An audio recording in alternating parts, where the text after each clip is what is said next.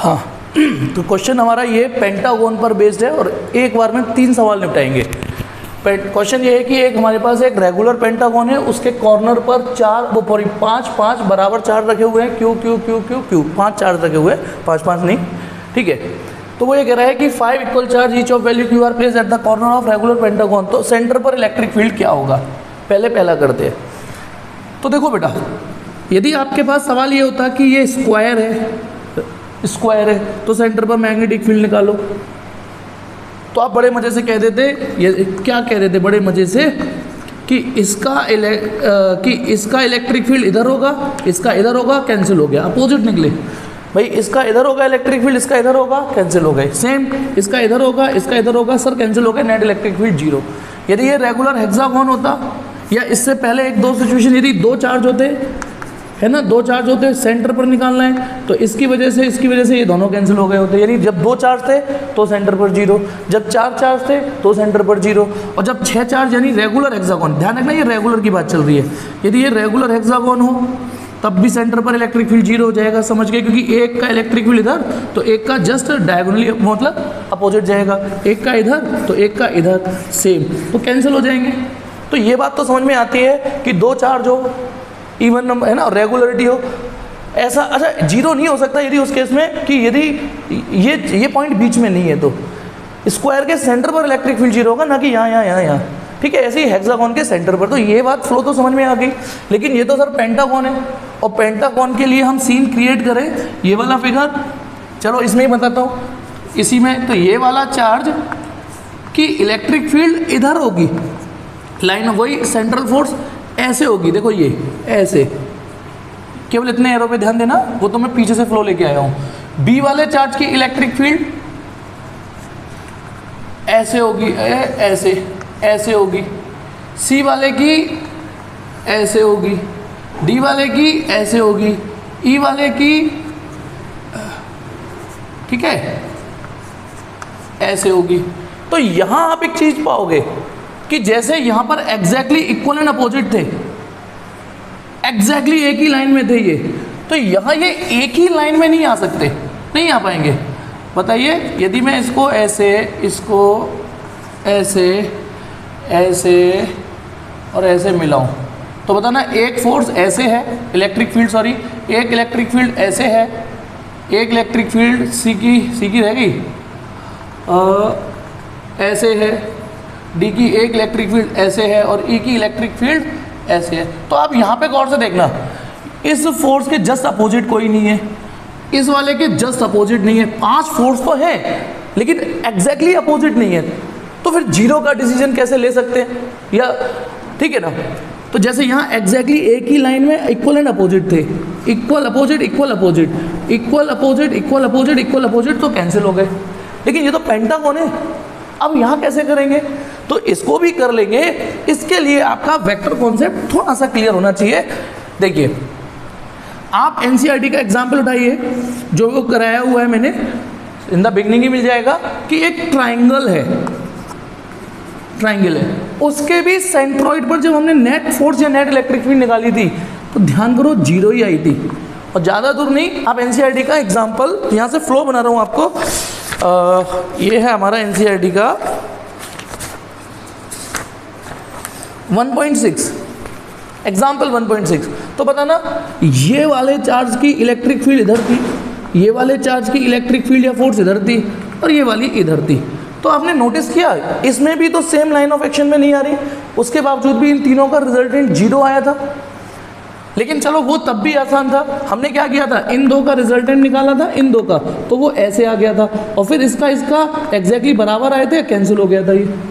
तो आप यहाँ से पहले फील लेके आना चालू करिए कि 3 फोर्स थी, तब भी तो 0 आ चुका था ना सेंटर पर, बशर्ते बस इक्विलेटरल ट्रायंगल हो, रेगुलर ट्रायंगल हो, तो है ना ये, तो भी तो 3 फोर्सेस का रिजल्टेंट 0 आया। आइए 5 का भी, मैं आप केवल फील से नहीं एक लॉजिक भी देता हूँ। बताना, ये जो रेगुलर हेक्सागोन बनेगा, ठीक है, मैं इसमें से ये चीज़ें मिटा देता हूँ ताकि ये तो ऐसे तो बिखरे हुए, हमें इन 5 का रिजल्टेंट निकालना है ना, आप ऐसे समझो, कोई फील नहीं, कोई कुछ नहीं, लॉजिक देता हूँ। तो बताना ये टोटल है, क्योंकि ये रेगुलर है, तो ये हर एंगल 72 डिग्री का होगा कि नहीं। अब ये अपने आप निकालो, 72 डिग्री 72 डिग्री 72 डिग्री 72 डिग्री, ठीक है, क्योंकि टोटल 360, उसको 5 से डिवाइड कर दीजिए। तो यानी इस पॉइंट पर 5 वेक्टर है, 5 वेक्टर है, ठीक है, ऐसे करके 5 वेक्टर, 5 एक्चुअली वेक्टर नहीं, 5 इक्वल वेक्टर है, ये है। हमें इनका रिजल्टेंट चाहिए, इनका रिजल्टेंट चाहिए हमको, ठीक है। तो अब आप बताइए, आपने 11th में एक चीज पढ़ी थी, polygon law of vector addition.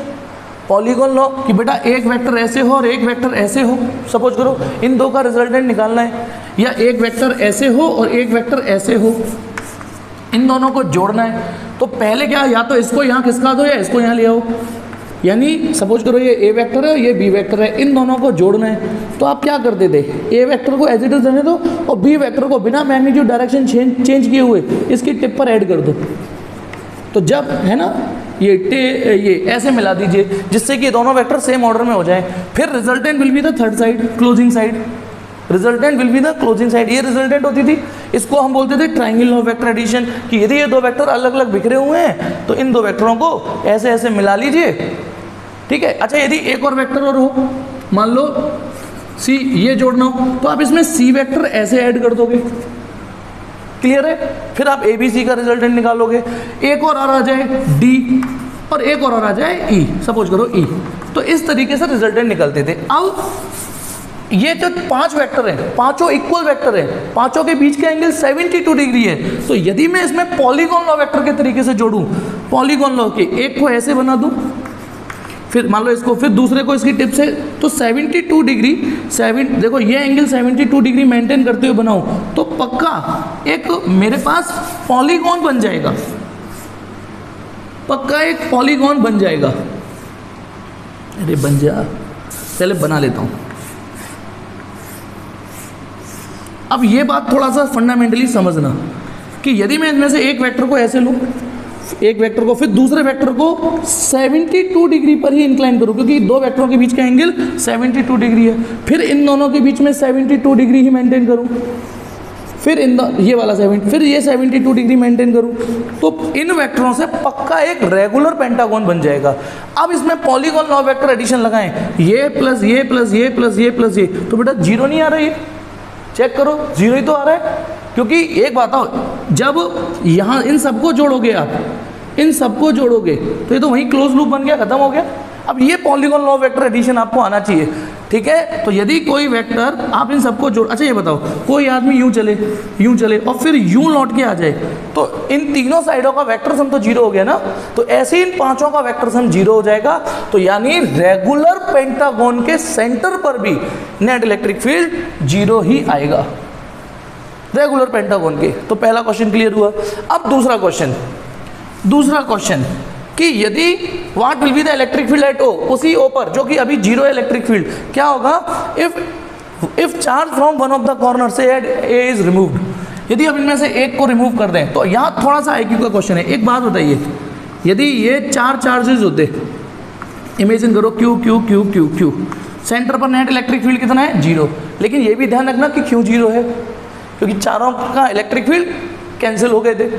अब यदि मैं इसका ये चार्ज हटा दूं, तो पता है, अब आप थोड़ी सी आईक्यू लगाइएगा, 3 का निकालने की जरूरत नहीं है। अब आप, मैं जो बोल रहा हूं उसको सुनिएगा, बताना इसको रखने पर, इसको अभी हम रखेंगे, कभी उठाएंगे, रखेंगे उठाएंगे, रखेंगे उठाएंगे, तो बताइए इसके रखते ही यहाँ इलेक्ट्रिक फील्ड जीरो हो जाता है ना। इमेजिन करिए, जब ये चारों हैं तो इलेक्ट्रिक फील्ड जीरो हो जाता है। लेकिन यदि मैं इसको हटा दूं तो ये तो तय है ना, यहाँ इलेक्ट्रिक फील्ड जीरो नहीं होगा, ये तो तय है, क्योंकि अब पहले तो चारों कैंसिल कर रहे थे इसलिए जीरो हो गया, लेकिन जैसे ही इसको हटा दूंगा अब तो जीरो नहीं होगा। अब यहाँ थोड़ा सा बुद्धि लगाना, इसके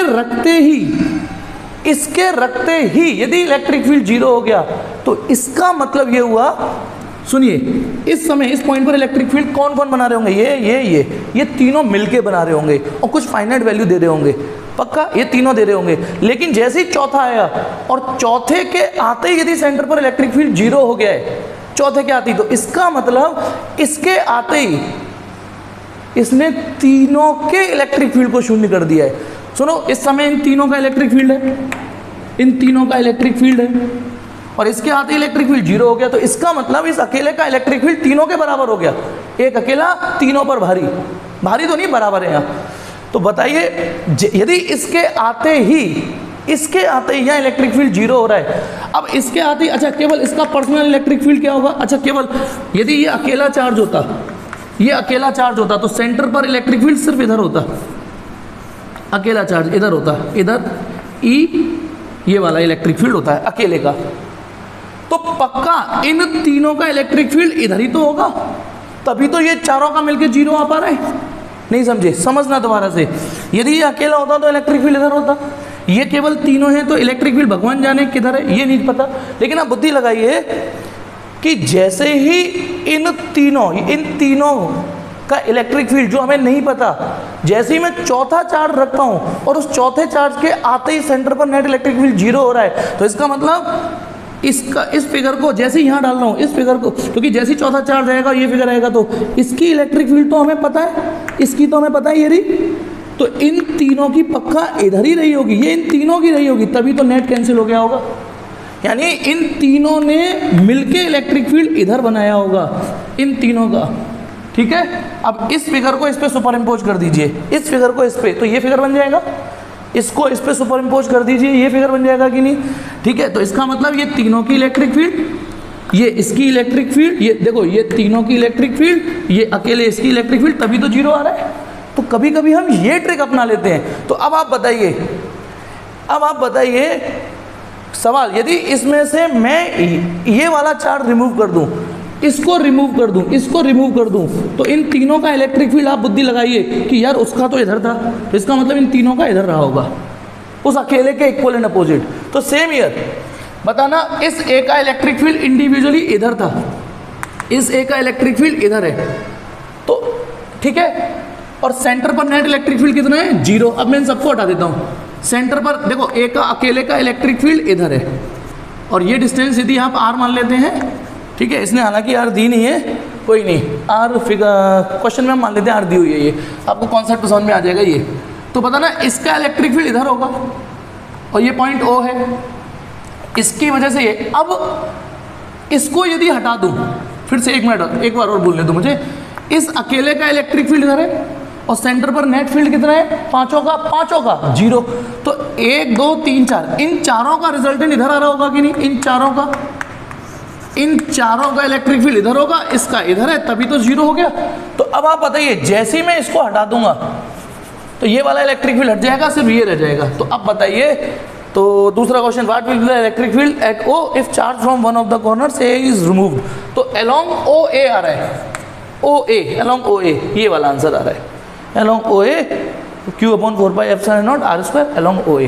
तीसरा क्वेश्चन क्या है कि यदि हम, फिर से सुनो, कि यदि हम, अच्छा ये तो हम वापस 500 रख देते हैं, तो बताइए इन पांचों का इलेक्ट्रिक फील्ड कितना है, जीरो।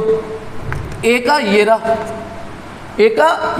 इधर, तो इन चारों का इलेक्ट्रिक फील्ड इधर था, है ना, इधर। एक अकेले ने चारों को कैंसिल कर दिया, तभी तो जीरो आ रहा होगा, ठीक।